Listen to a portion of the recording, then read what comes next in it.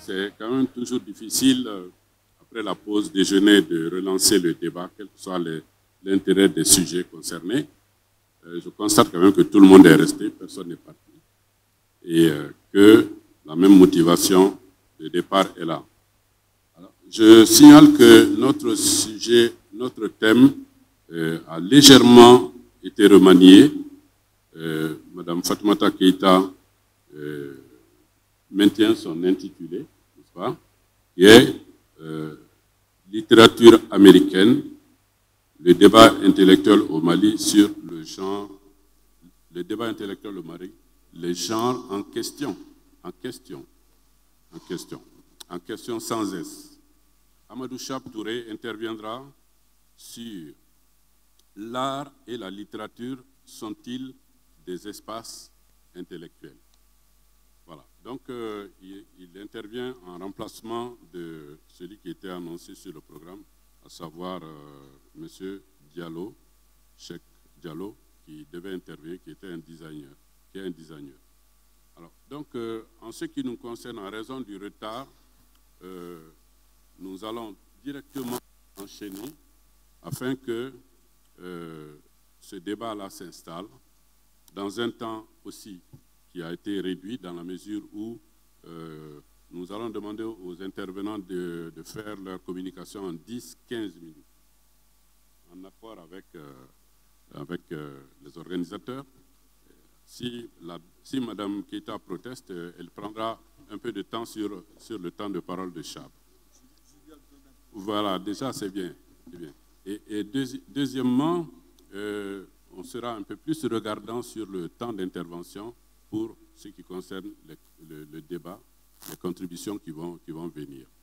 Alors, je me félicite de la présence, je me réjouis, je veux dire, de la présence à cette table ronde, à cet atelier, de Mme Kadiatou Konaré, qui fait la fierté de la filière des filières artistiques et culturelles, plus particulièrement de la filière du livre.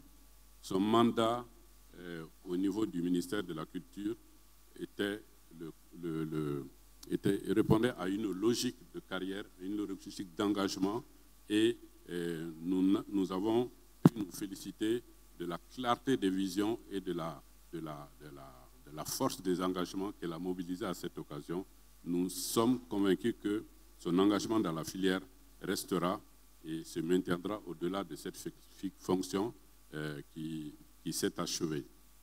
Et s'agissant de vous tous, j'ai conscience que notre thème a l'air un peu plus compliqué à embrasser, dans la mesure où nous parlons de l'artistique et du littéraire, et à l'intersection desquels nous devons tenter de percevoir en quoi ces espaces sont-ils porteurs ou portent-ils des carrières intellectuelles, des destins intellectuels, en quoi ces carrières, ces filières sont-elles destinées à devenir, pourquoi pas, des leviers ou des déclencheurs de l'intelligentsia ou des intellectuels.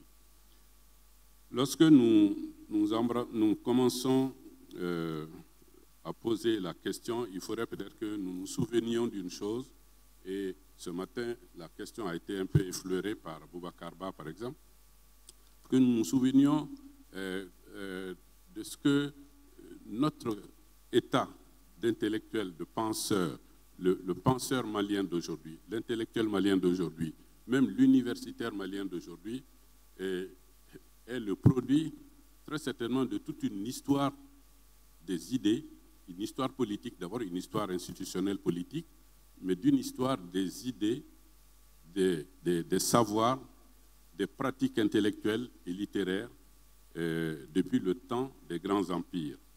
Il est vrai que on convoque toujours pour ce faire les penseurs et les écrivains des manuscrits de Tombouctou, de Ahmed Baba, tous les autres. On pense à tous ceux à tous les systèmes même qui, au temps des grands empires, ont fonctionné au service de la circulation des idées, de la circulation des savoirs, de la production et de la circulation des savoirs, qu'il s'agisse de l'empire initial de Ghana, qu'il s'agisse des empires qui ont suivi après, Mali, Songhai, de la période faste de ces empires-là qui a été caractérisée par une grande production artistique et littéraire, une grande circulation des manuscrits de part et d'autre du Sahara, une grande production de la pensée au sein des universités-États, des mosquées-universités, une grande propension même au mécénat, dans la mesure où cela est connu surtout à travers le Massina, lorsque le mécénat a fonctionné en appui, pas seulement aux intellectuels, mais même aux étudiants. Quelque part, nous avons conscience que nous sommes le prolongement d'une culture de la pensée, d'une culture littéraire, intellectuelle, très certainement, et que tout ce qui peut être imaginé aujourd'hui comme format ou destin de l'intellectuel découle très certainement de cette histoire très particulière. Il y a eu l'histoire événementielle, les grands empires, les faits de guerre, les grands faits historiques, mais il y a aussi et surtout ce qui nous distingue aujourd'hui, ce que nous envie beaucoup d'autres parties du monde. Il y a aussi et surtout l'histoire de la pensée, l'histoire des écrits, l'histoire de l'enseignement, puisque nous sommes à l'université, l'histoire des idées au niveau de ces États précoloniaux. Sans plus tarder, je vais passer la parole, comme il se doit, à Madame, d'abord, afin qu'elle décline sa réflexion, à la suite de quoi nous allons donner la parole à Amadou Chab Touré après. Le thème de Madame Keïta, Fatoumata Keïta, est le même, n'a pas été remanié. Littérature américaine, les débats intellectuels au Mali, le genre en question. S'agissant de Amadou Chab Touré, je rappelle, l'art et la littérature sont-ils des espaces intellectuels? À vous, Fatoumata. Merci beaucoup. Merci beaucoup, monsieur le modérateur. Je commencerai par remercier les communicants qui m'ont précédé sur ces pupitres. Remercier aussi toute la salle et aussi les organisateurs de cette rencontre. C'est vraiment un grand moment d'échange et c'est un grand honneur pour moi vraiment de participer à cet échange-là aujourd'hui. Tout à l'heure, il a été question de l'université comme un espace de production intellectuelle. Moi, je vais faire un glissement. Je vais parler de l'espace littéraire. Et parler de l'espace littéraire lorsque le modérateur est un grand écrivain, un éditeur et un fin connaisseur de la littérature est un exercice très délicat. Et vous comprendrez vraiment mon émotion et toute la pression que je porte aujourd'hui pour parler de l'espace intellectuel malien, surtout par rapport aux questions de genre. Je disais tout à l'heure que cette communication, je m'intéresse surtout à l'espace littéraire malien pour voir si cet espace aujourd'hui est porteur d'un débat intellectuel, et pas n'importe lequel, un débat intellectuel autour d'un sujet très sensible qui est celui du genre. Donc, en d'autres termes, il s'agit de voir comment les autrices et les auteurs maliens aujourd'hui pensent le genre à travers leur production littéraire.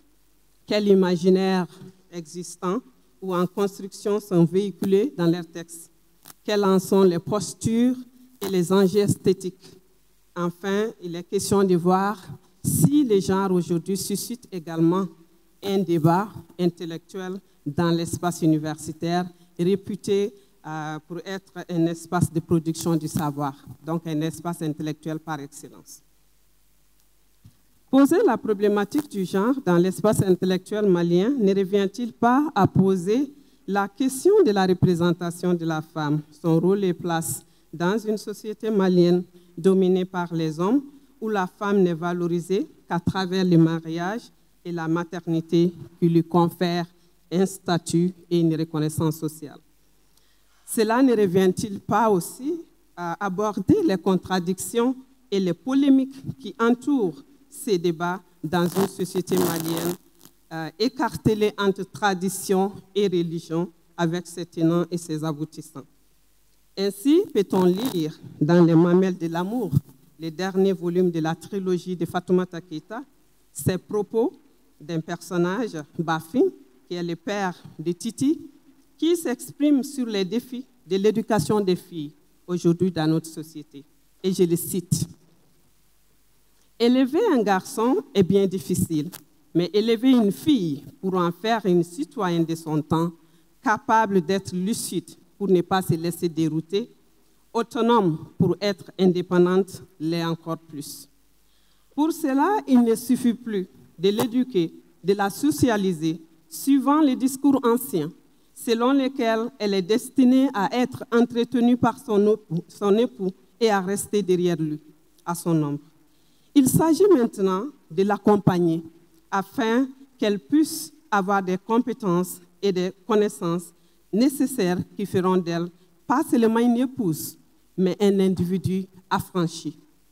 Ceci est encore plus difficile dans une société où les pieds restent dans les coutumes et les têtes au XXIe siècle, avec ses réalités et sa technologie frénétique. » Fin de citation.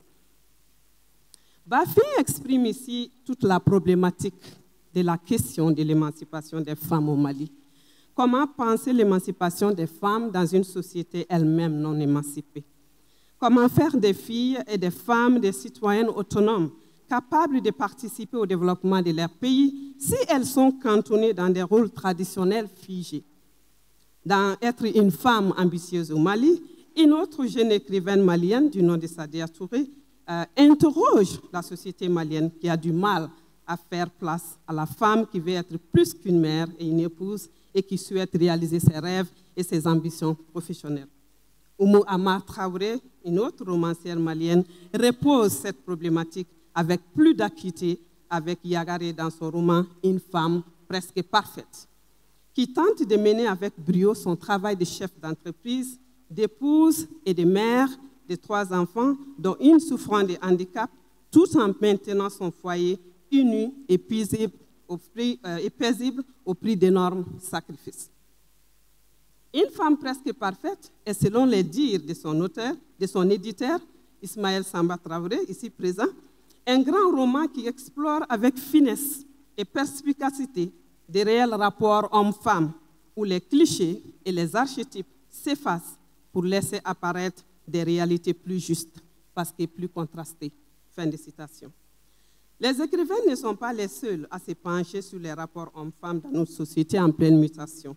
On retrouve les mêmes préoccupations chez Fousséni Togala, un autre jeune écrivain malien imprégné des réalités de sa société, et qui, dans Bintou, une fille singulière, aborde le mariage précoce des filles, qui met brutalement fin à leur parcours scolaire, réduisant leurs chances de mener des activités professionnelles. Bintou, la protagoniste éponyme, attribue la déliquescence de la société à ce genre de comportements. Et je la cite. « Des comportements consistant à ruiner les études des jeunes filles en la donnant au mariage précoce.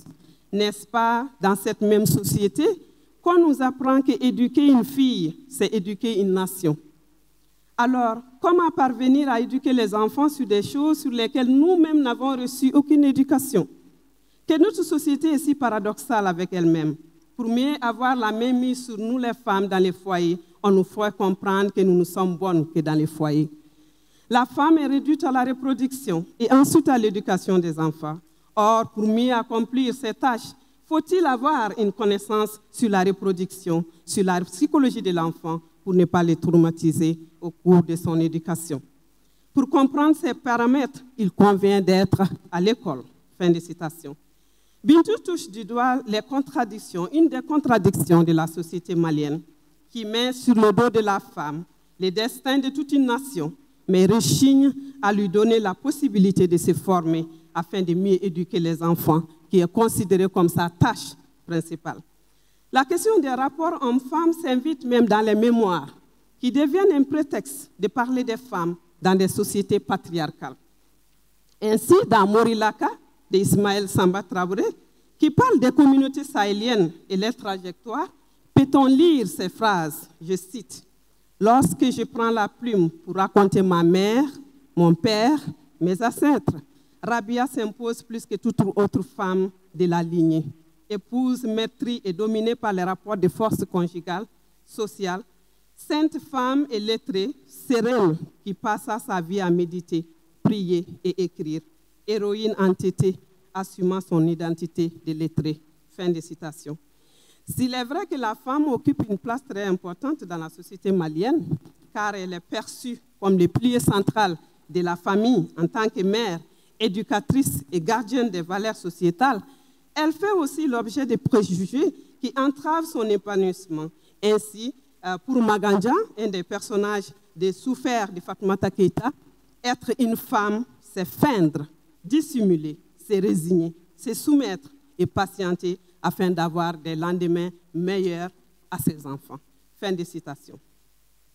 Par conséquent, nous remarquons que c'est quand même dans l'espace littéraire que les autrices maliennes se sont les plus exprimées sur la condition périolisante de la femme. Même si elles ont été sur le terrain du militantisme au niveau des associations féminines et des partis politiques, la littérature, l'imaginaire, leur a donné un espace pour débattre des questions sensibles de leur société, notamment les rapports hommes-femmes. Exclus pendant longtemps de la sphère politique dominée par des hommes, les Maliennes ont fait de la plume leur arme de combat privilégiée, donnant libre cours à leurs pensées subversives, décrivant les parcours d'héroïnes rebelles qui refusent d'accepter passivement la tradition et de subir ce que Anan Keïta a appelé un destin de femme sans avenir. Si les écrivains maliens ont su aborder ce sujet avec plus de tact, en mettant en exergue leur analyse et leur point de vue sans langue de bois, c'est parce que la littérature, et plus précisément le roman, est considéré comme un espace de confrontation idéologique par excellence, qui a la capacité d'établir un dialogue dynamique entre les textes et son contexte, entre l'auteur et les lecteurs. À ce sujet, Jean-Paul Sartre, dans Qu'est-ce que la littérature, nous disait, je cite, « Le prosateur est un parleur, et parler, c'est dévoiler, c'est agir. En agissant, on produit un changement. Donc, écrire, c'est révéler et permettre aux autres de mieux voir, afin que personne ne puisse se cacher derrière son ignorance ou se croire innocent. Écrire, c'est aussi assumer sa responsabilité sociale. Pour la Sénégalaise Awa Thiam, auteure de Paroles aux négresses, elle demande à ses sœurs africaines, je cite, de prendre la parole pour faire face, pour dire son refus, sa révolte. Prendre la parole agissante, parole-action, parole subversive, agir, agir en liant la pratique à la théorie, et la pratique à la pratique. Fin de citation. Ainsi, les livres, tels des épées, constituent une arme de combat, une arme qui, selon les dires de Mariama Ba, est certes pacifique, mais elle demeure tout de même une arme. Faut-il rappeler aussi que la littérature malienne est née dans un contexte marqué par les sauts de la violence coloniale, qui s'est traduite par un véritable génocide culturel dont les traumatismes physiques et ontologiques se sont toujours fait sentir dans le vécu quotidien des populations. Cette littérature a dénoncé ces maux en proposant un projet de société. Elle reste ouverte au monde tout en restant ancrée dans les réalités locales. De Seydou Badian, dont le roman Sous l'orage, devenu presque un classique qui aborde sans embâche le conflit des cultures où la libération de la femme est présentée comme une condition sine qua non de la libération de toute la société. Car la femme est, selon les dires de Sidi, le levier de l'émancipation collective. En cela, c'est elle qui fait démarrer la société et la fait progresser. Elle est le principal agent de l'émancipation. Fin de citation. À l'instar de Seydou Badian, Ibrahim Ali, dans Toile d'araignée, dépeint la condition délétère de la femme et son ajustissement par des traditions multiséculaires. Ces auteurs ont porté la littérature malienne en dehors des frontières du Mali, avec des œuvres qui sont devenues des classiques de la littérature africaine, La passion de Jimé, de Fili Dabo, Les devoirs de violence de Yambo Wolegem, Toile d'araignée d'Ibrahim Ali, L'étrange destin de Wangre de Amadou Ampateba, entre autres, constituent quelques titres mémorables de ce que l'on pourrait qualifier comme l'âge d'or de cette littérature malienne, dont certaines ont été auréolées par des grands prix littéraires, comme les grands prix littéraires d'Afrique noire et les prix Renaudot. Depuis sa genèse, cette littérature malienne ne cesse d'interroger les réalités sociales et politiques. Toutefois, ce n'est qu'en 1975 que la littérature féminine a émergé avec Awa Keïta, avec son autobiographie « Femme d'Afrique », la femme d'Awa Keïta, la vie d'Awa Keïta écrite par elle-même, qui marque la genèse de l'écriture féminine, dont les tons et les thèmes font écho aux soubresauts historiques et politiques du Soudan français. Les récits de vie d'Awa Keïta ouvrent la voie à toute une génération de femmes de lettres, comme Adamba Konaré, Safia Toubadiko, Shaïda Zaroumé, Aïcha Fofana, Aïda Madi Diallo, Fanta Tagatamble, Abibatou Tienta, Fatoumata Fati Sidibé, Hanan Keïta, Oumou Arman Diara, Oumou Amar Traoré, Fatoumata Keïta, Sadia Touré, entre autres, de raconter l'histoire des femmes à travers des fresques romanesques qui allient réalisme et satire d'une société où les femmes portent encore les fardeaux du passé et les traditions multiséculaires. Malgré les pesanteurs socio-culturelles, ces écrivaines ont fait de l'émancipation de la femme la pierre de touche de leur création littéraire et le sceau de leur engagement esthétique. S'il est vrai que les textes littéraires constituent les productions des écrivains, doivent-ils être considérés pour autant comme des productions intellectuelles? En d'autres termes, peut-on considérer la littérature malienne et la réflexion portée sur les genres comme une production intellectuelle? En portant un regard critique sur les tares et les problèmes urgents et lancinants de la société, en proposant leurs analyses des rapports hommes-femmes caractérisés par ce que Pierre Bourdieu a appelé la domination masculine, les auteurs exercent une activité intellectuelle. Leurs œuvres portent leurs inspirations les plus profondes, leurs convictions et leurs projets de société. Aussi, leurs textes assument-ils une fonction à la fois didactique, esthétique, politique et sociale, d'où son caractère intrinsèquement engagé. Comme l'intellectuel, l'écrivain met son art au service de la communauté, intervient dans l'espace public en utilisant son art comme une arme de combat et de transgression. Il est non seulement imprégné des réalités de l'époque, mais il propose aussi un changement des mentalités afin d'améliorer les conditions de vie de la société.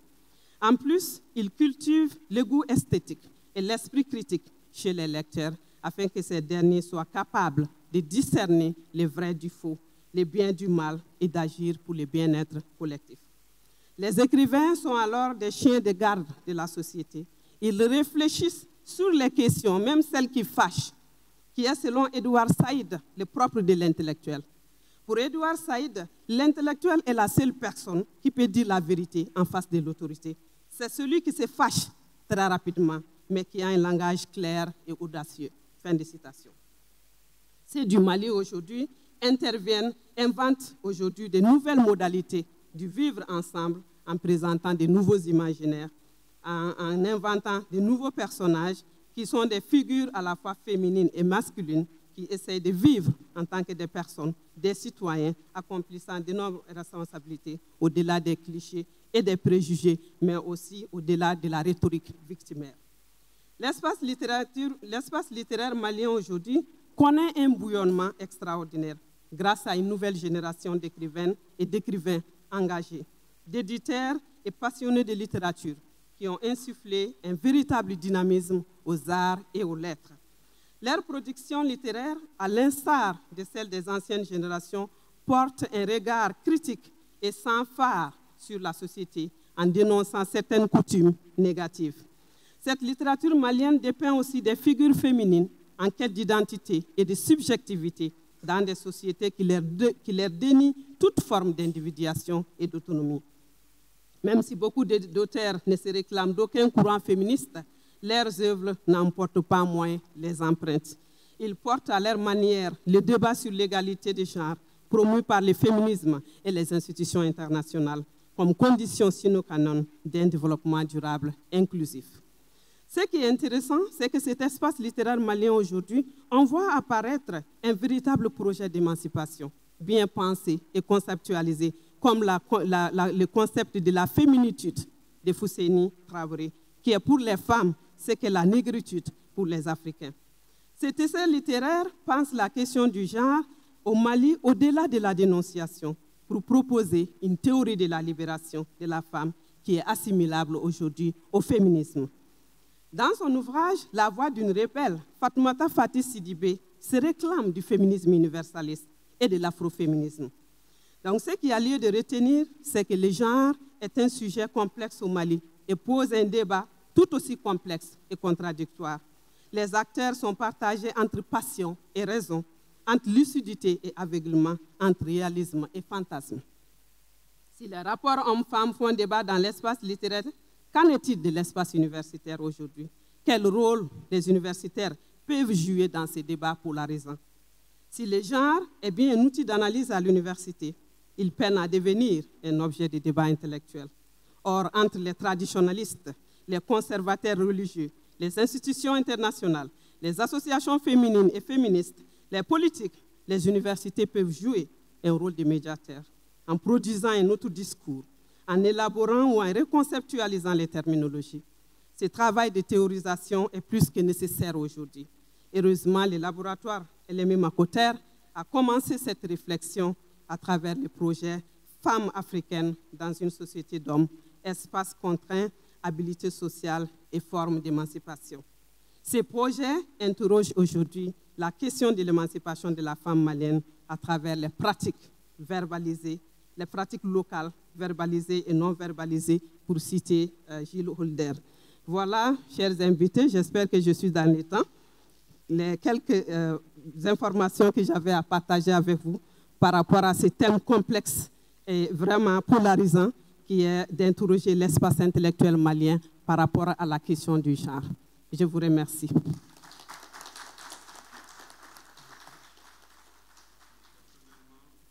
Je suis personnellement particulièrement impressionné par la communication de Mme Keïta, Fatoumata Keïta, dans la mesure où je ne m'attendais pas du tout à ce qu'elle intervienne sur cette grille-là, n'est-ce pas? C'était énoncé autrement, mais elle a de l'input, elle a de la matière, elle a une réflexion sur la durée et aussi élargie que possible sur l'ensemble de la littérature malienne, ce qui nous vaut aujourd'hui une communication que nous espérons en tant que littéraire. Quelqu'un, un universitaire qui fasse ce tour d'horizon sur l'ensemble de la littérature spécifique au genre, notamment, et qui pointe également la portée militante de ces textes-là. Bravo Fatoumata, c'est un plaisir d'avoir écouté cette communication et je suis sûr que le débat sera riche.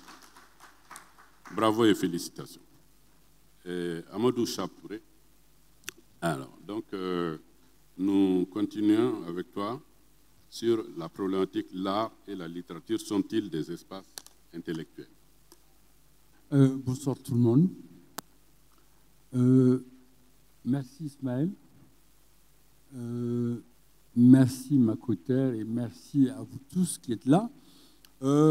Comme Ismaël l'a annoncé, moi je remplace Cheikh Diallo, mon ami et collègue qui n'a pas pu être avec vous. Je devais, moi, l'asticoter, mais je me retrouve à sa place.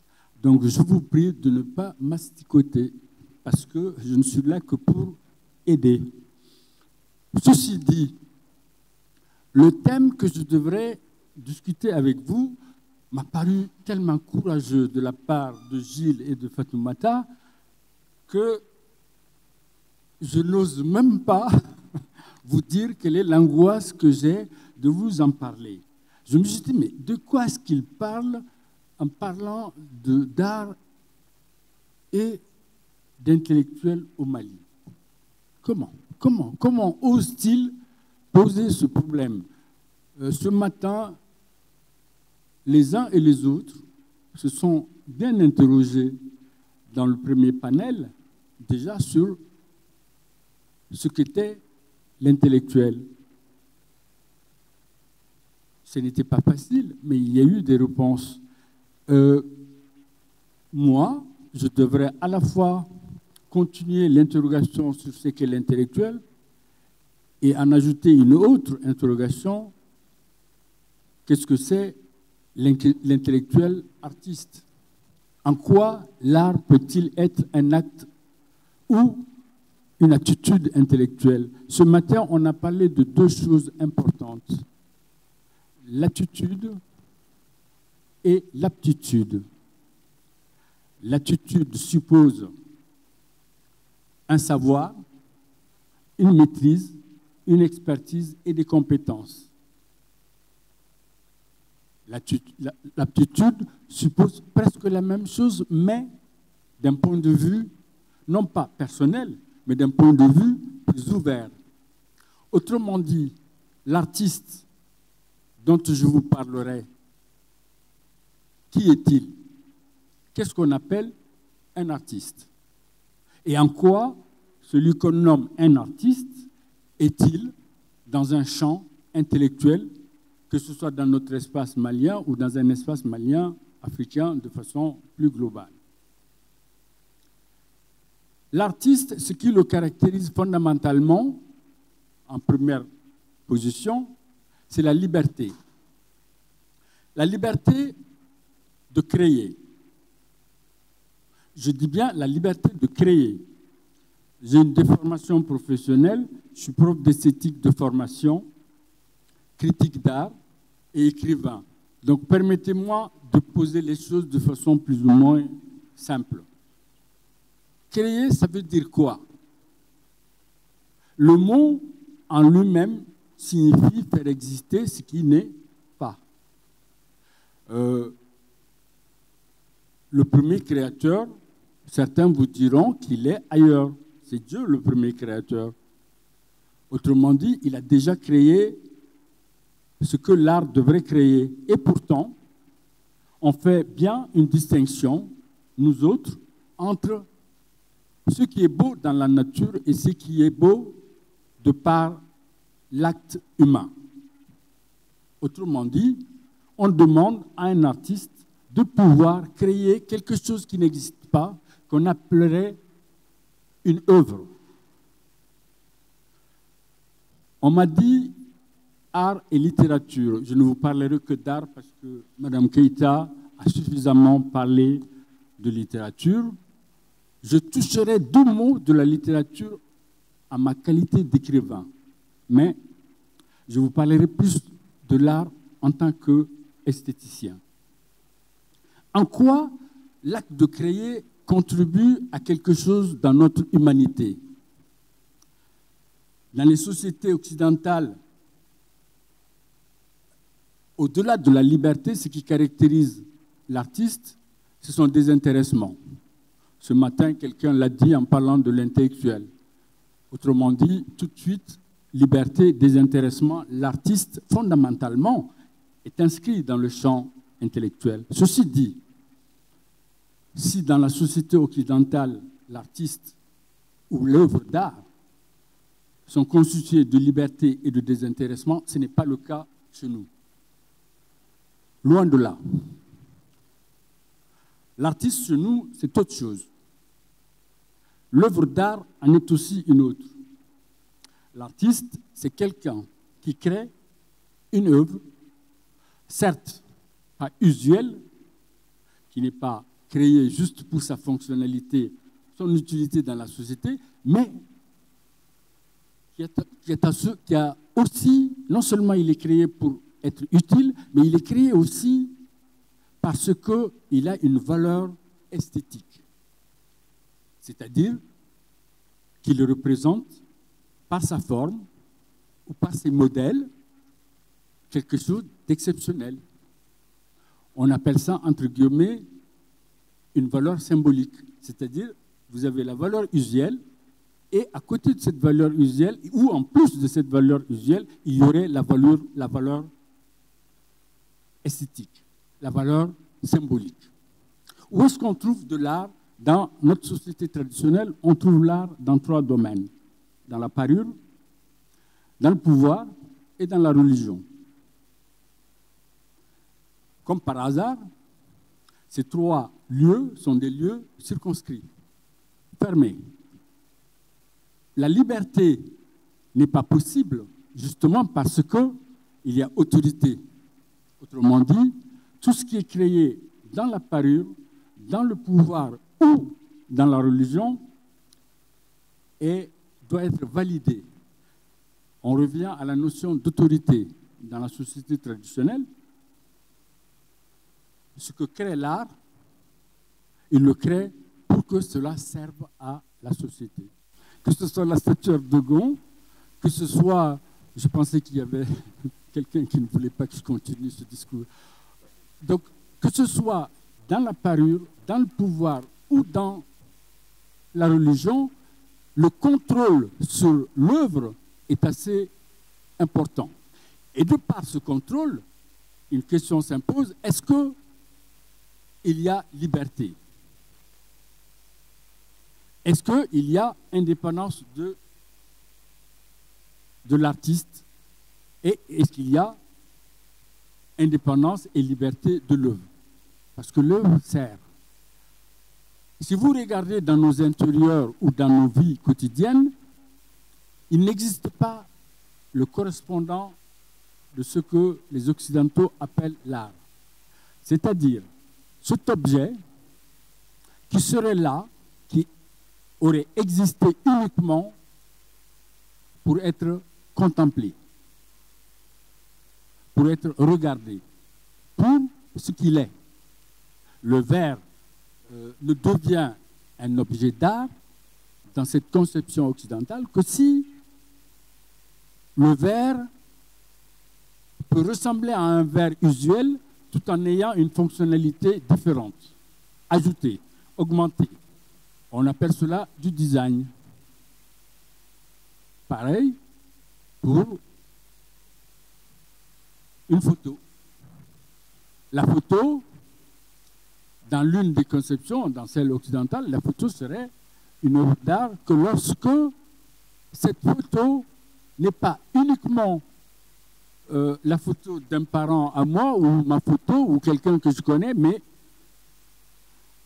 elle serait une chose que je regarderais uniquement pour le plaisir de la regarder parce qu'elle est constituée de masse d'ombre et de masse de lumière qui sont suffisamment équilibrées dans un cadre. Autrement dit, bien cadré, bien composé. Or, de l'autre côté, un ministre du Mali, de la culture, peut se poser la question très logique et très claire, à quoi sert un événement sur la photo où il s'agit de photographie qui n'est ni la photo de ton père, ni de ton parent, ni de quelqu'un que tu connais. J'ai entendu cette question posée par un ministre de la Culture à son cabinet qui était perturbé. Alors qu'en fait, il avait raison. Sa conception de l'utilité d'une photo ne met pas la photographie dans la catégorie de sa tête, de sa formation et de sa culture qui appellerait cette photo de l'art. La photo n'a de sens que si elle est utile. Or, elle n'est utile ni dans la religion, ni dans la parure, ni dans le pouvoir, alors quelle est son utilité? Ce n'est pas pour rien d'ailleurs que les photos que l'on met chez nous, que l'on trouve dans nos intérieurs, sont des images de nous-mêmes ou d'événements importants de nous. Parce que la photo à ce moment-là répond aux 2 critères, celle de l'utilité et celle de la valeur symbolique qui est aussi la valeur esthétique. C'est tout. Et si on continue, si je continue sur ces 2 parallèles, je vous dirais juste, si on doit rediscuter de la place de l'art en tant que moyen ou espace intellectuel, la question c'est de dire pour qui parle cet art, de qui parle-t-il, pour qui parle-t-il, et qui utilise cet art pour parler. Qui l'utilise, pour qui il parle et de quoi. Une fois qu'on a répondu à ces trois questions, on répond à la question générique qui est de savoir est-ce que l'art chez nous, dans le contexte malien ou africain de façon globale, est un espace intellectuel.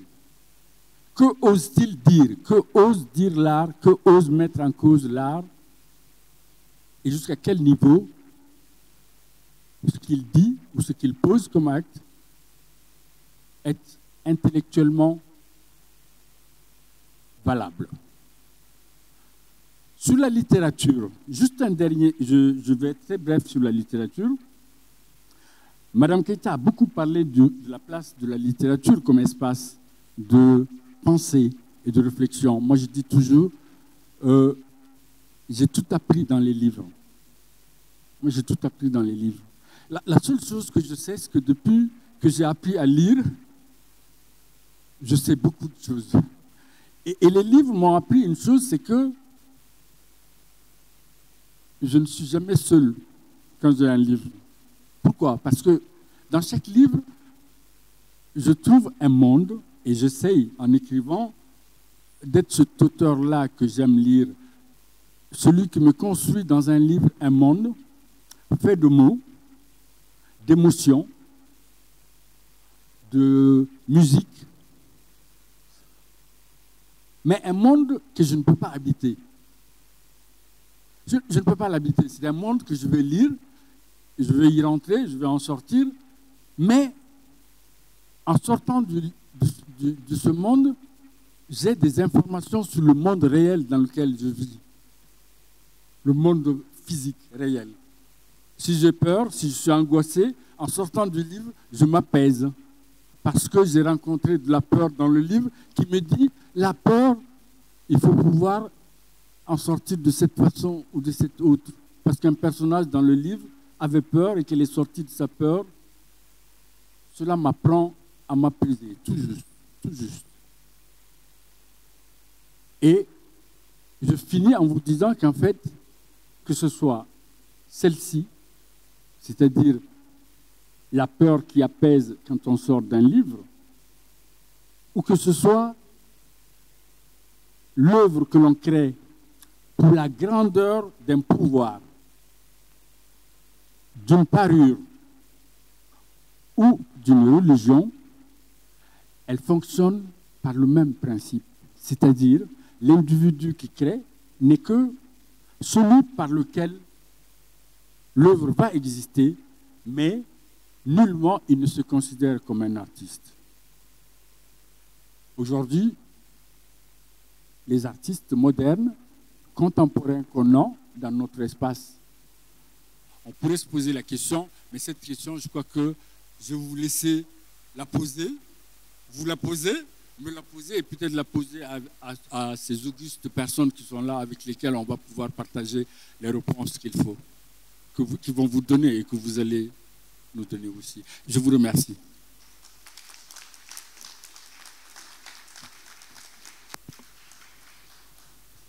Merci Chab pour ce brillant exposé qui est très éclairant et qui établit les liens indispensables entre, n'est-ce pas, la perception que l'on demande à avoir de l'intellectuel et la création artistique, l'artiste, la création contemporaine, l'identité de l'artiste et les ressorts de la créativité. Donc nous allons passer directement au jeu de questions-réponses. Enfin, je vais dire au jeu des contributions, n'est-ce pas? Ce sont plutôt des contributions, davantage de contributions que des questions-réponses. Et sachant que nous tenterons de gagner du temps sur le temps qui était imparti et qui a été largement consommé. Voilà. Est-ce que quelqu'un peut prendre... Voilà, tu peux prendre s'il te plaît. Oh. Merci Ismaël. Et Moi, je me considère comme un artiste et intellectuel. Pourquoi artiste? Parce que je suis auteur de plus d'une trentaine d'œuvres. Et pourquoi intellectuel? Parce que j'opine régulièrement. Je me remets en cause. J'observe ma société. J'essaie de comprendre son fonctionnement. Je vais sur le terrain. Je rencontre les citoyens de mon pays. J'interroge l'histoire. J'essaie de réinventer un nouveau Mali par rapport aux réalités d'aujourd'hui. Pourquoi? Parce que je pars sur le principe, selon mon observation personnelle, que l'humanité, l'évolution de l'humanité s'est faite sur 3 traditions. Première évolution, la tradition du verbe, qui nous a permis de nous organiser, de construire notre humanité sur la base du verbe. Deuxième évolution de l'histoire de l'humanité, ça a été fait sur la base de la tradition de l'écrit, qui nous a permis aussi de nous réorganiser, d'organiser notre humanité, nos rapports sur la base de l'écrit. Et aujourd'hui, une nouvelle étape d'évolution commence, qui va se faire sur la base de la tradition du numérique. Et sur cette base-là, nous, on travaille beaucoup, on est quelques... Je fais partie d'un petit groupe d'artistes dont je suis l'aîné aujourd'hui. Heureusement, aujourd'hui, maintenant, je peux me faire appeler l'aîné. Je suis plus jeune réalisateur. Pendant 20 ans, j'ai été appelé jeune réalisateur. Et en tant qu'aîné, on est en train vraiment de travailler sur cette réflexion, sur comment nous allons, en ayant, parce qu'on part sur le principe que le Mali a raté le rendez-vous de la tradition de l'écrit, comment nous pouvons rattraper le coup et arrêter de prendre la part du pauvre dans cette nouvelle évolution qui va être climato-géopolitique et qui va être la place des jeunes, 75% de la population malienne au moins de 25 ans. Comment nous allons reconstruire l'univers symbolique commun à partir de la pratique culturelle. Donc ça veut dire que nous, on observe, à partir de nos observations, on crée, à partir de ces créations, on produit et on diffuse. Et dans cette diffusion, on articule notre réflexion avec la société elle-même. Donc nous, à partir de Blomba et d'autres jeunes créateurs, notamment au niveau de la photo, de la vidéo, du théâtre et de la musique, c'est ce travail qu'on fait. Et aussi, on fait appel aussi à des expertises comme toi-même, Ismaël Samba, Chap Touré, pour nous accompagner, éclairer le chemin et aussi commencer à réfléchir à une politique culturelle, parce que le Mali n'a pas de politique culturelle depuis longtemps, il faut qu'on se le dise. On n'a pas de budget non plus destiné à la culture, parce que ce qu'on présente comme budget destiné à la culture, c'est en fait le budget du fonctionnement de l'administration publique de la culture. Donc, nous sommes en train de travailler pour faire de l'espace artistique au Mali, de l'espace culturel au Mali, le principal outil de construction de la nouvelle citoyenneté malienne en lien avec les réalités de la nouvelle évolution climato-géopolitique. Voilà ce que je voulais apporter, sans entrer dans les détails. Merci bien. Je prends ce que tu proposes et j'ai fait exprès de te dire, en finissant, que je vous renvoie les questions et je compte sur vous pour qu'on ait les bonnes réponses. Je te suis.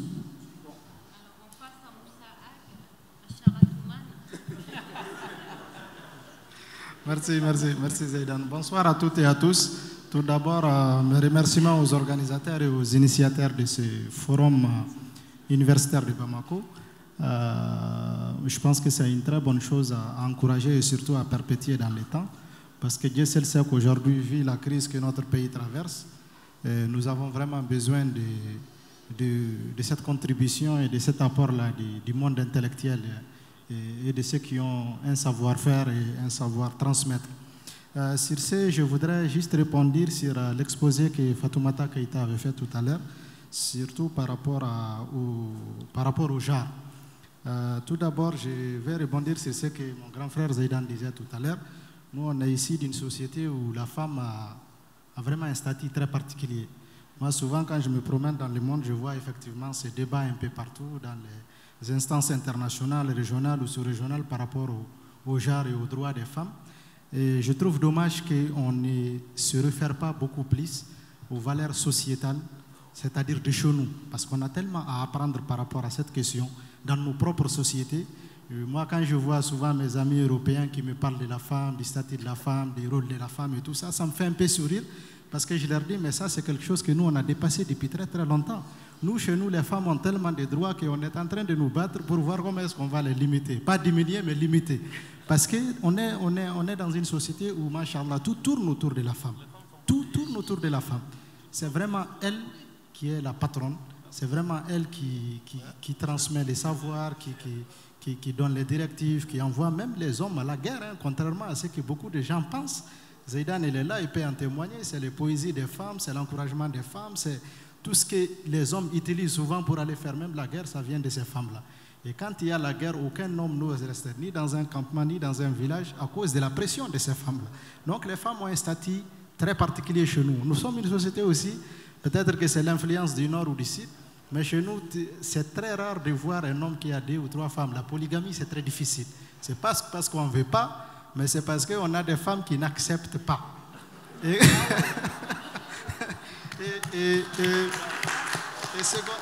secondo aussi, c'est quand... Donc, c'est-à-dire toutes ces choses-là, je pense qu'on a beaucoup à apprendre de nos propres sociétés pour aller les enseigner même aux autres qui pensent que nos sociétés sont en retard ou qu'on a des choses à apprendre d'eux ou bien qu'on doit défendre beaucoup plus les femmes et tout ça. Non, ce n'est pas du tout le cas. La deuxième chose sur laquelle j'aimerais revenir, c'est par rapport à la crise actuelle qui est en train d'agresser ces valeurs sociétales ancestrales que nous avons chez nous.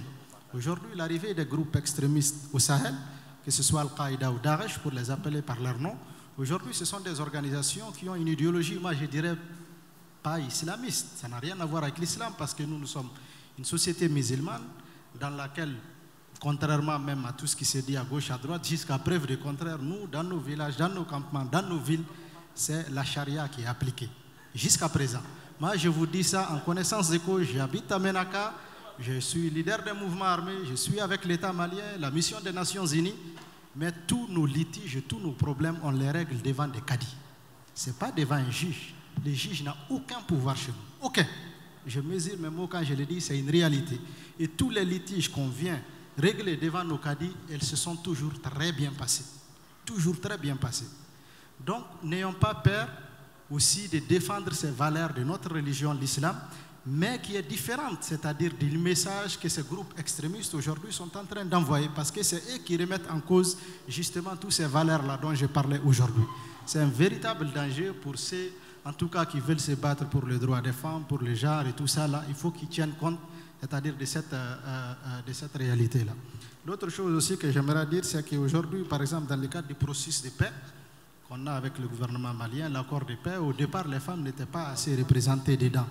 Et aujourd'hui, Dieu merci, grâce aux efforts des uns et des autres, aujourd'hui, dans le processus de paix, vous avez même beaucoup plus de femmes dans les CSA, les comités de suivi de l'accord, même que d'hommes.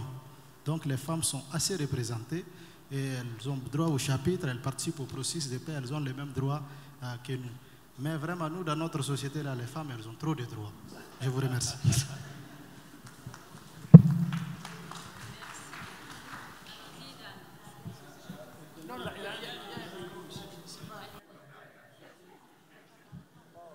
Bon, merci. Moi, je voudrais abonder dans le même sens que mon prédécesseur. C'est-à-dire que quand je lis ce qui est écrit par nos femmes, nos penseurs, etc., je suis parfois mal à l'aise.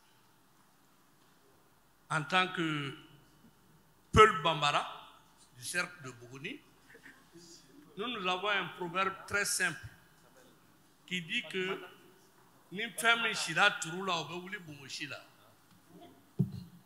Traduction, c'est que la femme, ceux qui passent la nuit dans les tresses de la femme, on le retrouve le matin à la barbe.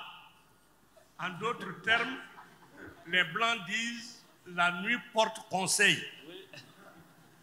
C'est-à-dire que chez nous, là, on sauve les apparences. C'est ça le problème. Nous voulons que les apparences soient sauvées. Mais ça ne veut pas dire qu'on écrase la femme.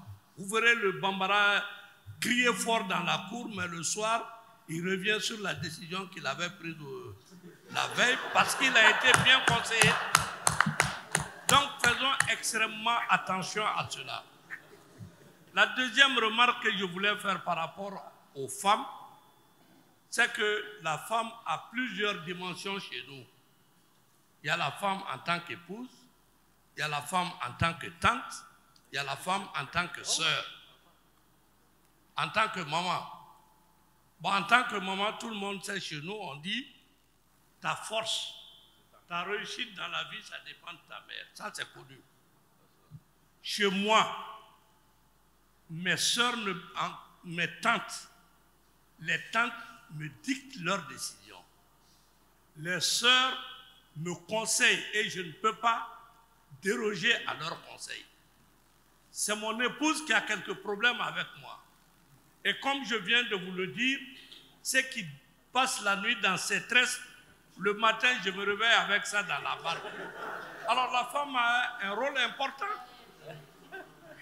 Alors, je crois que les Européens sont dans leur tête-à-tête avec leur épouse. Il n'y a ni sœur, ni tante, ni maman. Il est dans un tête-à-tête avec sa femme. Et ça pose des problèmes. Et les femmes, à ce niveau, cherchent des droits. Mais chez nous, je crois, on peut voir que les femmes ont certains droits. Peut-être faudrait-il écrire tout ça dans le droit positif malien, je n'en sais rien. Mais en tout cas, la femme, chez moi, elle est puissante. Je ne peux pas dire à ma tante non. Ce n'est pas possible. Parce qu'on dit qu'elle, elle accepte de souffrir pour que moi je sois. Parce que chez nous, on se marie avec les bœufs et c'est elle, la dot qu'on paye pour son mariage, c'est ce qui va être renvoyé dans une famille pour avoir la maman du fiston. Donc, de ce point de vue, tu es obligé d'obéir à ta tante. Tes sœurs connaissent les mêmes souffrances parce qu'un jour, c'est elles qui vont ou te permettre d'avoir une femme ou permettre à tes enfants d'avoir une femme. Donc, on les respecte également. C'est la femme qui, en tant qu'épouse, qui a encore quelques problèmes, mais il faudrait qu'on réfléchisse et je crois que les sociologues, les anthropologues ont matière à réfléchir à ce niveau. Merci.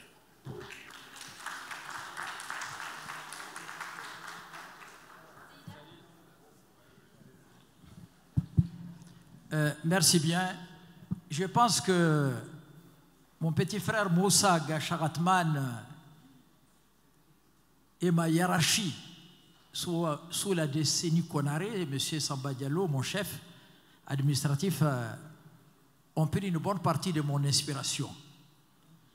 Mais je voulais dire à M.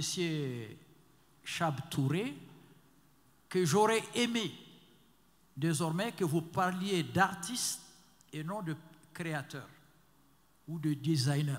Parce que le terme de la création, le créateur, la création, pour toutes les religions révélées, que ce soit l'islam, le christianisme ou le judaïsme, appartient à Allah et à lui seul. Il l'a confirmé dans la sourate Al-Ikhlas, قُلْ هُوَ اللَّهُ أَحَدٌ اللَّهُ الصَّمَدُ لم يلد ولم يولد ولم يكن له كفوا أحد. Et la première interpellation de l'homme dans le Coran, la sourate La Vache, Al-Baqarah et d'autres qui la complètent, c'est Iqra, lis.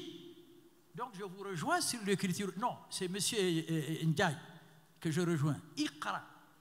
C'est-à-dire le Coran est parole venant de Allah, subhanahu wa ta'ala, mais il est écrit dans sa transmission par Jibril au prophète Muhammad sallallahu alayhi wa sallam. Donc c'est à prendre, mais ce n'est pas une injonction, ce n'est pas un embargo de ma part, mais c'est une orientation spirituelle, souhaitée et souhaitable. Donc ça, je pense que j'ai réglé ce problème avec M. Touré. Et deuxièmement, avec ma petite sœur, ou ma fille même, parce qu'on ne bosse pas dans le même ring en matière d'âge, elle a fait, madame, vous aviez fait un brillant exposé. Je suis professeur avec une maîtrise en lettres modernes, obtenue à l'École normale supérieure à Bamako le 20 juin 1986 à 15h.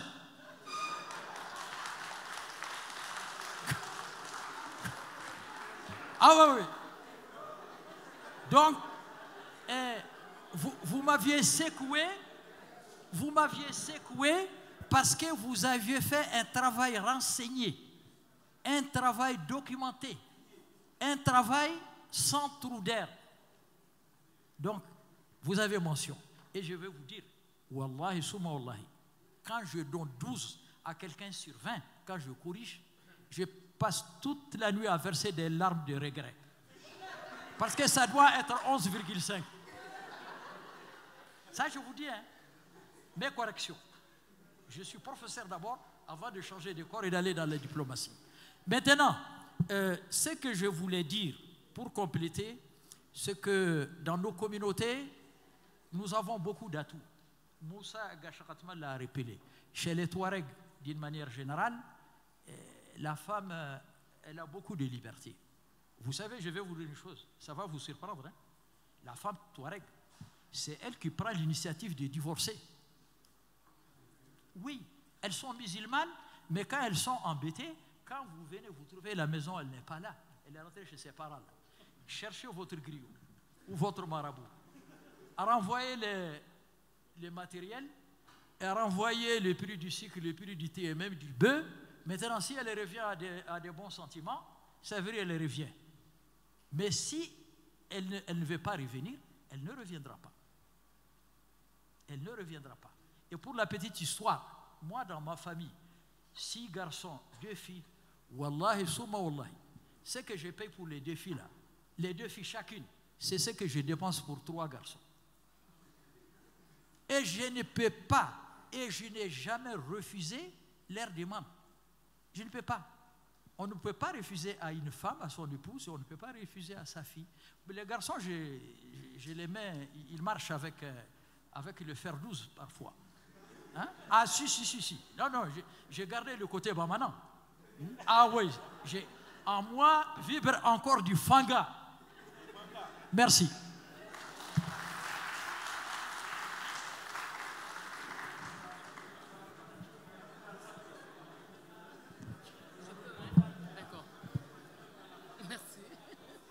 Je la prends.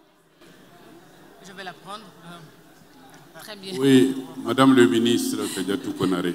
Merci beaucoup, Ismaël. Et surtout, permets-moi de féliciter les 2 intervenants, Fatoumata Keïta et Chab Touré. Je vais tout simplement revenir sur une question qui m'a un peu... je me suis posé du moins une question en voyant le thème de la 2e table ronde. L'espace artistique et littéraire comme production intellectuelle africaine. J'ai pensé que tout comme nous l'avons fait ce matin en parlant d'université, qu'on allait peut-être interroger les lieux de formation des artistes. Et bien entendu, je pense à l'INA forcément, Ismaël Samba qui est un ancien de l'INA, n'est-ce pas Ismaël? Chab qui est ancien de la philosophie à l'INA. Et je crois vraiment sans me tromper que l'INA est un institut majeur de formation des artistes. Et que c'est là où vraiment les artistes intellectuels se sont formés. Et quand je dis artistes intellectuels, j'essaie de faire aussi le lien avec le thème vraiment de cette rencontre d'aujourd'hui, c'est-à-dire intellectuels comme acteurs de la rupture historique.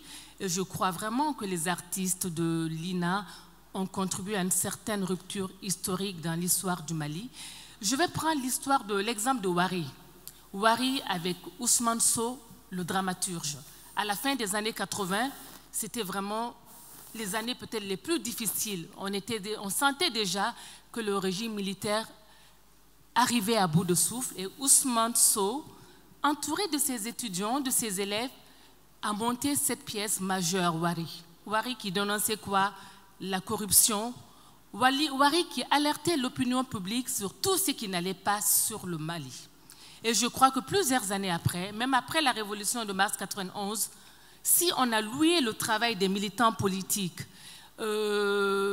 des hommes des droits de l'homme, des femmes, des élèves, des étudiants, je crois aussi que quelque part, on a loué le travail des artistes et on a reconnu que des pièces comme Wari avaient joué un rôle majeur dans le changement de régime, avaient aussi précipité cette rupture historique. Et donc, pour moi, encore une fois, lorsqu'on parle d'artistes et d'artistes intellectuels, je me dis que si certainement l'artiste intellectuel, c'est que quelque part, il a participé ou il a contribué à une rupture historique. Je peux prendre d'autres exemples. On a le ministre Cheikh Omar Sissoko qui a été aussi ministre de la Culture. Je pense que vous vous souvenez tous, en tout cas notre génération et la génération des aînés, de Niamanto. Quand Niamanto est arrivé, c'était aussi dans cette décennie 80, on n'en pouvait plus de la misère sociale, de la misère urbaine. Et Niamanto est arrivé comme une sorte d'éveilleur de conscience. Lorsqu'on a vu ça, on s'est dit que peut-être on ne peut pas rester les bras croisés. Voilà, c'est le témoignage que je souhaitais vraiment apporter. Et encore une fois, mettre l'accent sur le rôle majeur qu'est celui de l'INA et qu'a été celui de l'INA dans la formation des intellectuels, des artistes et surtout dans la promotion de l'esprit critique chez les artistes. Et enfin, Madame Keïta, je crois, Fatoumata, que vous avez beaucoup mis l'accent et je vous en félicite et je pense que c'est une très bonne chose parce qu'on a vraiment vu la densité de la production littéraire des femmes au Mali. Mais sur le terrain intellectuel et par rapport à la question du genre, je pense qu'il y a aussi d'autres domaines artistiques qu'on peut titiller un peu. Encore une fois, le cinéma. On peut revenir sur le cinéma avec Tafé Fanga dans son temps, même Finzan de Cheikh Omar Sissoko, mais aussi la musique. Nous avons des textes de musique qui ont vraiment provoqué des ruptures historiques essentielles dans ce pays. Je pense au groupe Tinariwen.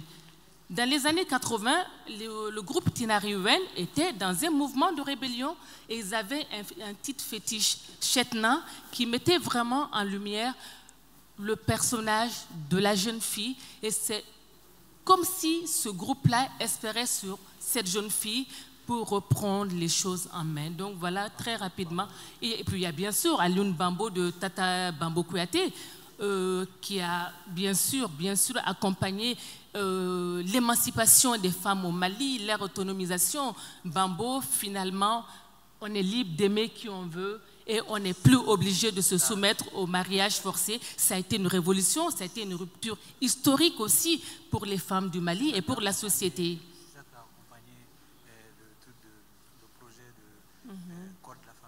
Absolument, et Alioune me rappelle que c'est ça qui a accompagné le projet de Code de la femme et de la famille au Mali, absolument. Et effectivement, là encore une fois, et dans la musique, et dans le cinéma, et même dans les arts plastiques, la Photoshop, effectivement, nous rencontrons des artistes intellectuels qui sont force de changement et qui sont capables de bouleverser la société et d'imposer une certaine rupture historique. Je vous remercie.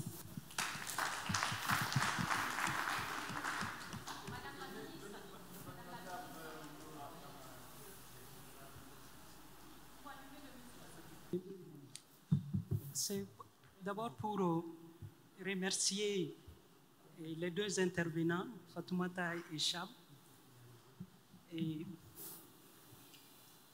avec Fatoumata, nous sommes à l'université déjà dans une posture de rupture. Parce que quand on regarde, et ce n'est pas aujourd'hui, et les deux d'ailleurs, nous voyons vraiment des femmes universitaires au vrai sens du mot, qui sont dans la réflexion et qui sont dans la réflexion et qui écrivent et qui produisent. Ceci étant dit, mon intervention par rapport à la question du genre dans sa dimension femme nous amène à véritablement examiner cette question dans la longue histoire, en ce sens que l'histoire politique et économique, en regardant, a assigné des rôles à la femme. Ce n'est pas une fatalité. Non, ce n'est pas une fatalité. La preuve, quand nous examinons notre espace ici au Mali, l'espace culturel, nous retrouvons cette question dans 3 aires culturelles qui communiquent, qui s'interposent et qui inventent la femme. Nous avons notre culture négro-africaine où la question de la femme a été savamment traitée dans des approches matrilinéaires où nous retrouvons jusqu'à présent certains relents, ne serait-ce que dans le nom de famille, quand on regarde dans l'espace mandé, où l'enfant va porter d'abord le nom de sa mère pour s'identifier. Ensuite viendra la civilisation arabo-musulmane, qui aussi traite de la femme et dans un espace culturel bien donné et à la lumière de la religion musulmane. Et la 3e ère, celle judéo-chrétienne que nous avons eue avec la colonisation. La femme, la question de la femme va se retrouver à la croisée de ces 3 aires culturelles. Et nous parvenons à nous exprimer, à travailler sur la question de la femme dans une dimension syncrétique. On a beau dire, je relève de telle culture et de telle culture, quand vous examinez, vous allez retrouver un bout de ces 3 cultures autour de la femme malienne. Cela fait partie de notre capacité d'adaptation, de notre capacité d'inventivité. Ce n'est pas pour rien que tous les régimes qui sont venus au Mali se sont attelés à la scolarisation de la femme. Parce que tout simplement, en plus de ces 3 aires culturelles, nous réclamons notre universalité à beaucoup de choses. Et la femme se situe également dans ce champ de l'évolution. Pour vous dire que la question de la femme n'est pas une question figée au Mali. Ceci étant dit, il nous faut faire la part de 2 choses. La première, la vie privée et la vie publique sur la question de la femme. En privé dans la famille, quand vous vous retrouvez avec votre époux, avec vos enfants, dans le cadre de la grande famille malienne africaine, en ce moment, il ne s'agit plus de questions de droit. Il s'agit tout simplement d'amour et de négociation. Et là, la culture joue beaucoup. Vous n'allez pas amener quelqu'un au tribunal parce qu'il ne vous aime plus. Pas du tout. Donc, à ce niveau privé, nous avons nos référents culturels qui sont là. Ça a été brillamment rappelé par Sambasso, monsieur le recteur, par Zeidan et tout ce qu'il y a. En privé, il y a cette dimension. Mais en public, quand il s'agit de l'espace public, en ce moment, toute société intelligente qui veut gagner écoute de la même façon les hommes que les femmes.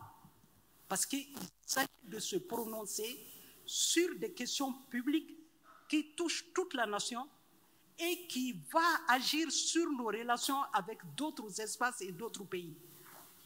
Vouloir dans l'espace public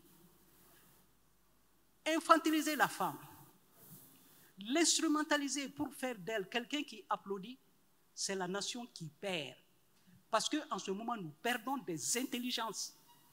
Les femmes qui sont capables de raisonnement, qui sont capables d'action politique, il faudrait que intelligemment ces femmes soient portées. C'est en ce moment que nous allons gagner dans le concert des nations. Mais quand vous voulez en faire des gens de second rang, en ce moment, d'autres viendront s'occuper de ces femmes avec des théories qui seront en porte-à-faux avec notre culture. L'espace privé est l'espace privé, mais l'espace public, c'est l'espace des opinions, c'est l'espace de la politique où tout le monde doit s'exprimer. Femmes, hommes, jeunes, handicapés, tout le monde. À partir de cet instant, nous allons devenir une nation qui gagne. Pour terminer, et faire un lien avec ce que Chab a dit, la question de la liberté. L'artiste qui a besoin de sa liberté, mais en même temps, son œuvre est soumise à la validation sociale. Mais il ne peut pas avoir de liberté sans libération. C'est valable pour les femmes, c'est valable pour les artistes. Il faut d'abord se libérer pour accéder à la liberté. Se libérer de quoi? Se libérer de la peur.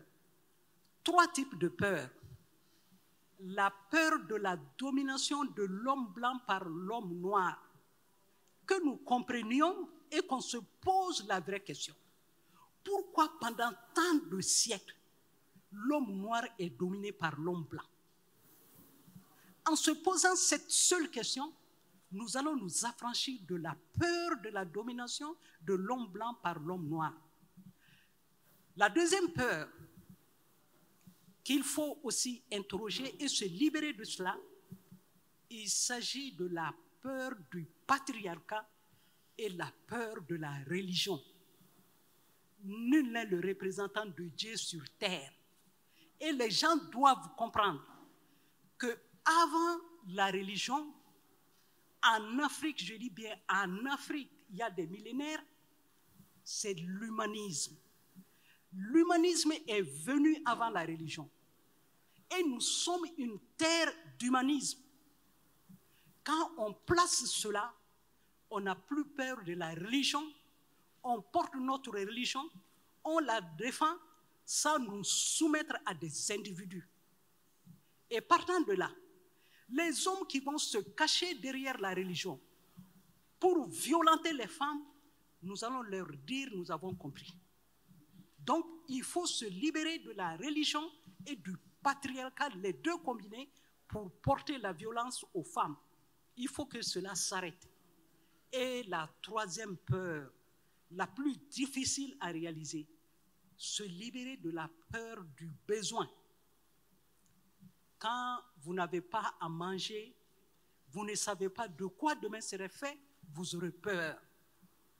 Quand vous ne pouvez pas se soigner, vous ne pouvez pas vous soigner, vous êtes malade, vous n'avez pas de moyens, vous allez avoir peur. Quand vous n'êtes pas bien logé. Donc, il faut d'abord se libérer de ces besoins physiologiques, biologiques et élémentaires pour être libre. Et quand ces peurs sont évacuées, plus la peur du besoin, en ce moment, nous pouvons prétendre à la liberté et surtout à la liberté politique. Laisser tout le monde s'exprimer et prendre les meilleures des opinions pour construire notre pays. Les intellectuels ont besoin de ça, les créateurs ont besoin de ça, et je pense que c'est à partir de cette compréhension, cette analyse historique de la place de la femme, que nous allons sortir des bavardages inutiles, que nous allons sortir des références stériles et essayer de dire concrètement quel est l'idéal que nous voulons et quels sont les différents rôles que femmes, hommes et jeunes doivent jouer. Je vous remercie.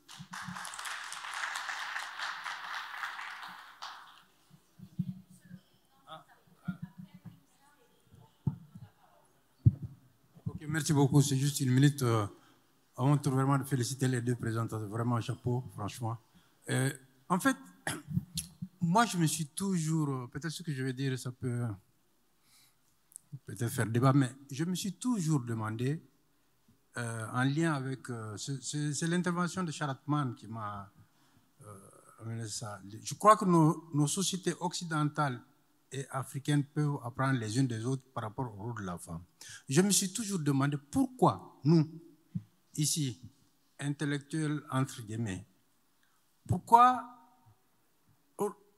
nous pensons obligés d'imposer à nos épouses le fait de prendre nos noms, de porter nos noms, les noms des maris. Ça n'existe pas dans notre société. Nos mamans au village, c'est une idée qui ne vient même pas à l'esprit. Est-ce que dans le village, ça vient à l'idée de quelqu'un, d'une femme, de porter le nom de son mari? Et pourtant, on vit dans la société en toute harmonie, ça n'a jamais posé problème. Et honnêtement, je trouve que le fait d'abandonner son nom, ça c'est le cas en Occident, eux ils abandonnent carrément pour prendre le nom du mari. Quelque part, je trouve, si je me mets à côté des femmes, je trouve que c'est quelque part, tu perds une partie de ta personnalité. En tout cas, vu l'importance du nom chez nous, pourquoi une femme doit se définir par le nom de son mari? Madame Sidibé tant, Madame Diarra tant, pourquoi? Puisque dans notre société, dans le village, ça ne se fait pas et pourtant ça n'a jamais posé problème. Et moi, en discutant quelquefois avec des amis européens, je me dis, bon, le jour où on attend le jour où les femmes vont se battre chez vous, jusqu'à ce qu'elles abandonnent le nom de mari, en ce moment, vous allez amener ça chez nous, alors que chez nous, originellement, les femmes ne portent pas le nom de mari. Donc, moi, c'est une question qui me tarde toujours l'esprit. Et vraiment, je crois que c'est peut-être s'il y a une première libération, c'est peut-être ça. On n'a pas besoin, pour nos épouses, de porter nos noms, ça ne pose aucun problème. Voilà ce que je voulais dire.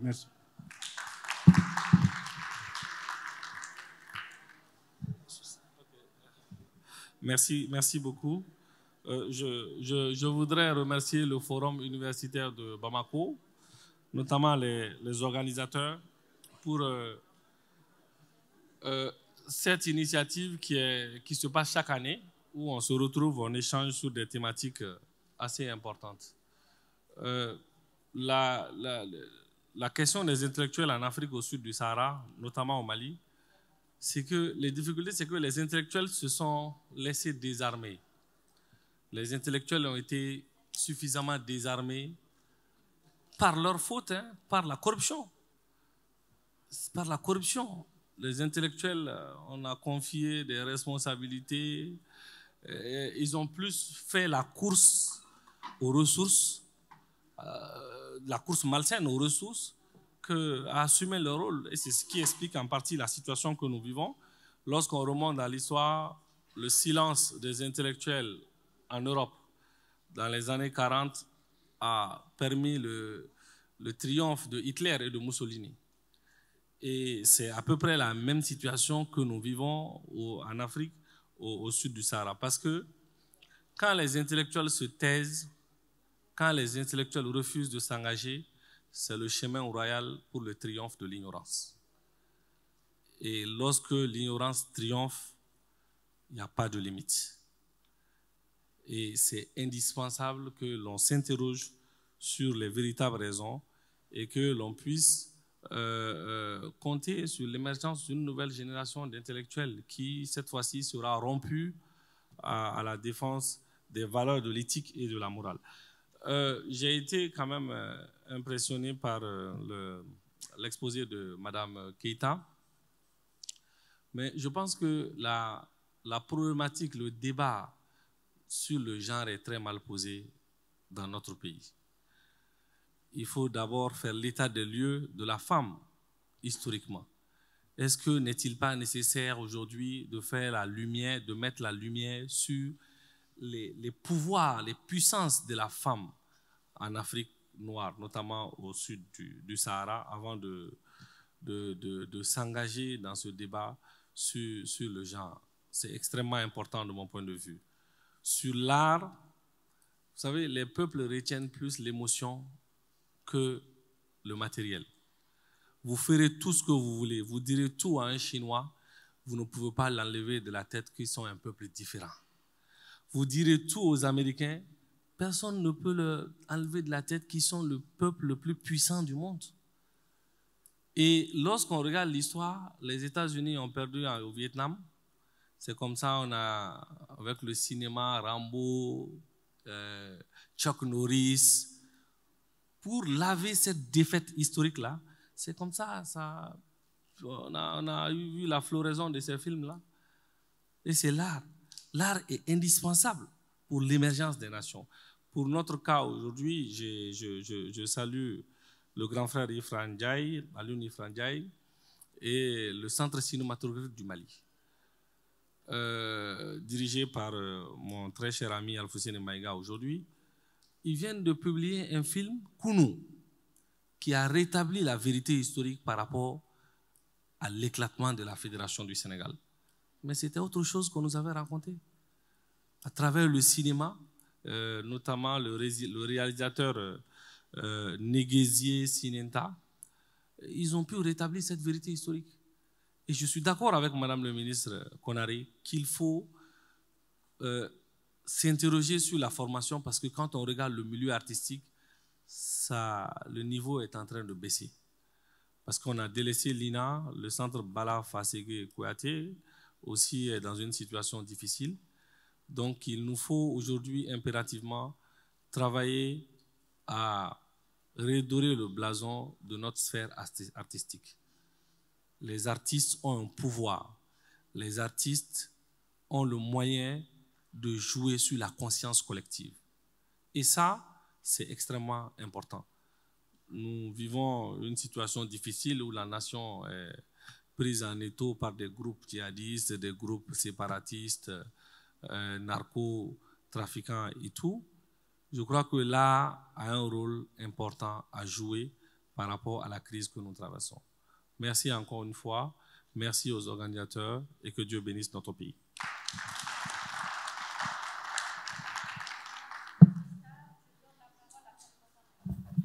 Allô, bonsoir à tout le monde. Moi, c'est Fatmata Maïga, je suis de la faculté d'histoire et de géographie.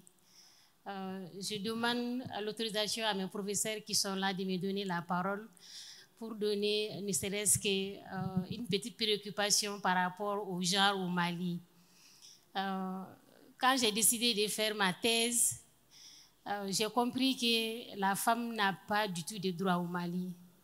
Je me suis posé la question, mais qu'est-ce que c'est que la femme alors? Il y a une multitude de types de femmes au Mali que j'ai compris et qui a été confirmé aujourd'hui par rapport aux différents intervenants.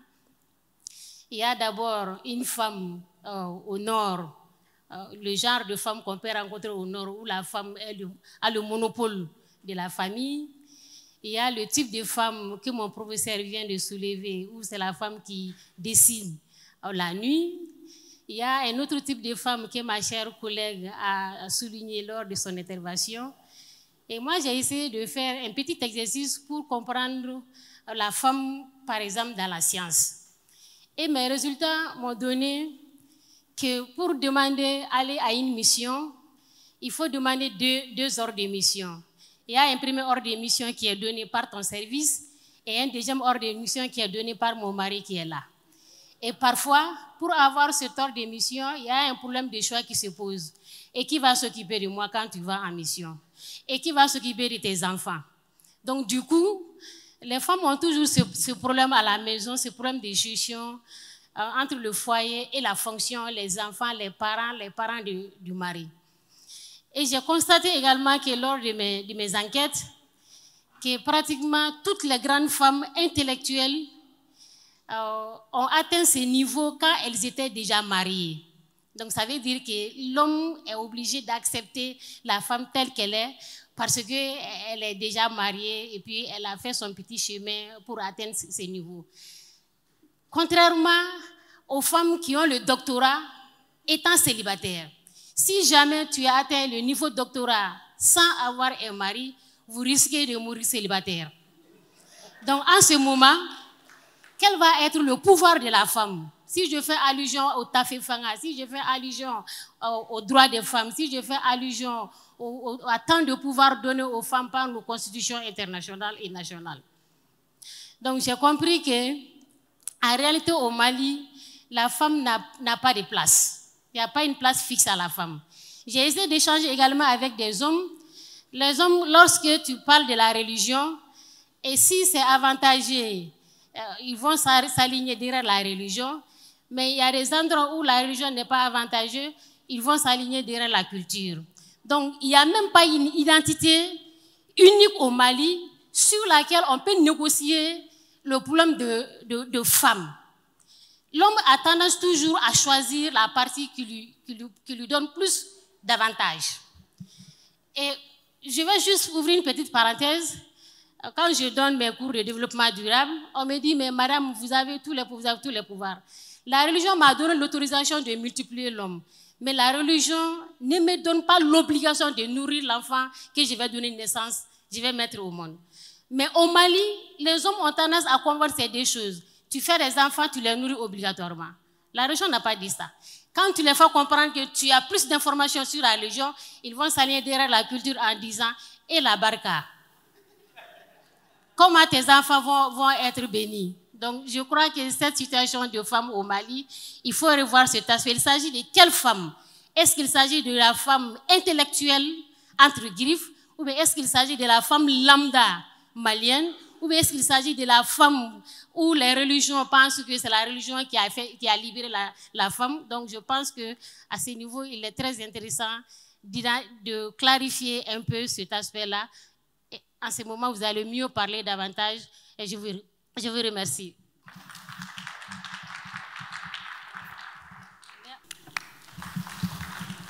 Merci beaucoup, Rokia. Je donne la parole à M. Si. Après, on observe la pause et on reprend parce qu'on est un peu en temps. Et j'excuse Smaïla qui est un peu souffrant. Donc, on va vous libérer. Je vais conclure justement le panel et après, je donnerai la parole au panel 3. Merci beaucoup, Ismaïla. Monsieur Si, allez-y. Très, très rapidement, j'ai demandé à prendre la parole surtout pour faire un témoignage. Je m'en voudrais de quitter cet espace où on a discuté art et production intellectuelle sans faire ce témoignage. Et ce témoignage porte sur les relations que j'ai eues avec Amara Sylla, dit Amsil, que beaucoup d'entre vous connaissent ici. Amara Sylla, à travers la peinture, personnellement, a beaucoup contribué à ma construction politique et intellectuelle, parce que j'ai beaucoup voyagé avec lui à l'intérieur du pays. J'ai beaucoup discuté avec lui, des nuits entières. Et en tant que peintre, simplement avec la peinture et le savoir qu'il avait développé autour de la peinture, il m'a aidé à comprendre beaucoup de choses sur ce pays, son fonctionnement, sur les relations entre les hommes et la matière. Et je vous assure que ça a changé beaucoup de choses, beaucoup de visions que j'avais de mon propre pays. Je vais vous donner un seul exemple. Et ça guidait même mon action politique. Juste un exemple pour être rapide. Quand j'ai été nommé ministre de l'administration territoriale en février 2000 par le président Alpha Amadou Konaré, j'ai commencé à travailler et puis un jour, ma secrétaire vient me dire « Ah, il y a un monsieur qui veut vous revoir. » Je lui dis « Comment il s'appelle ?» Il s'appelle Amara Sylla. Je dis « Bon, laissez-le venir. » Il est venu, il avait un tableau qu'il avait peint. Il ne m'a même pas adressé la parole. Il a regardé dans mon bureau un endroit idéal où il pouvait mettre ce tableau. Il l'a mis en face de moi. Il avait le tableau, les pointes et le marteau. Il a fixé le tableau sans m'adresser la parole. Quand il a fini, il m'a regardé et il dit « Monsieur le ministre, c'est l'œil du peuple qui vous regarde. » Effectivement, ce tableau, il l'avait configuré autour d'un œil énorme. C'est l'œil du peuple qui vous regarde. Et il est parti. Et je vous assure, quand je me retrouvais dans mon bureau seul à prendre des décisions, parce que quand on est ministre, souvent on est amené à prendre des décisions tout seul, malgré tous les attachés, les conseillers qu'on a autour. Le tableau de Amara m'a beaucoup aidé à prendre des décisions justes. Voilà, merci beaucoup.